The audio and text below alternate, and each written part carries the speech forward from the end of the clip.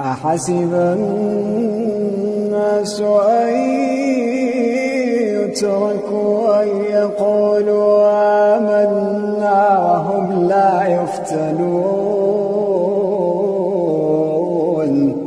ولقد فتنا الذين من قبلهم فليعلمن